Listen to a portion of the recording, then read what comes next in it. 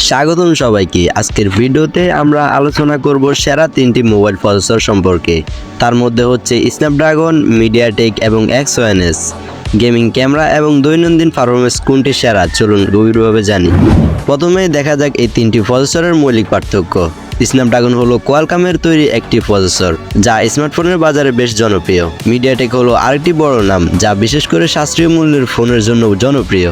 অন্যদিকে এক্স1এস হলো স্যামসাং এর নিজস্ব প্রসেসর যা তাদের হাই এন্ড ফোনে ব্যবহার করা হয়। Gaming performance. শুরু করি গেমিং এর পারফরমেন্স নিয়ে। গেমাররা সবসময় খোঁজে সেরা প্রসেসর যা তাদের গেমিং অভিজ্ঞতাকে আরও উন্নত করতে পারে। স্ন্যাপড্রাগনের চিপসেটগুলো যেমন 8+ জেনারেশন চিপসেটগুলির কারণে গেমিং এর শক্তিশালী পারফরমেন্স, স্মুথ গ্রাফিক্স, রেন্ডারিং এবং উচ্চ ফ্রেম রেট পাওয়া যায়। মিডিয়াটেক তাদের ডায়মন্ডসিটি সিরিজের মাধ্যমে ব্যাটারি এফিসিয়েন্সি এবং পারফরমেন্স উন্নত করেছে, বিশেষ করে মধ্যম বাজেটের ফোনগুলোর ক্ষেত্রে। তবে এক্স1এস কিছু ক্ষেত্রে শক্তিশালী হলেও গেমিং পারফরমেন্স স্ন্যাপড্রাগনের থেকে পিছিয়ে। Real time gaming clips with SI processor.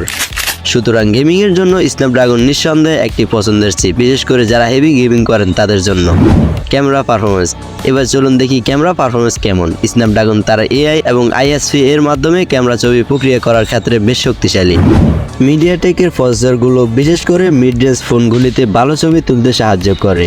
এক্স1এস প্রসেসরগুলো Samsung এর ক্যামেরা পারফরমেন্সের জন্য বিশেষভাবে ডিজাইন করা হয়েছে, তাই অনেক সময় এটি চমৎকার ছবি তোলে।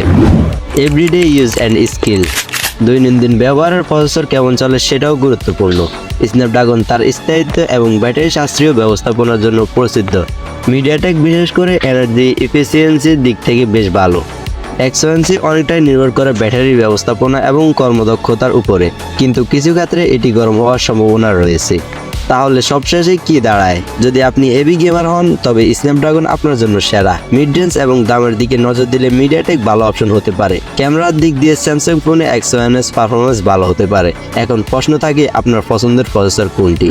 তো এই ছিল সেরা 3টি প্রসেসর নিয়ে ভিডিও। এছাড়া আপনারা যদি আরও কিছু জানার আগ্রহ থাকে তাহলে কমেন্টে বলতে পারেন। অবশ্য ওই বিষয় নিয়ে আমি সামনে ভিডিও আনার চেষ্টা করব ইনশাআল্লাহ। তো আজকের ভিডিও এই পর্যন্তই। দেখা হচ্ছে নতুন ভিডিওতে। ভালো থাকবেন সবাই। আল্লাহ হাফেজ।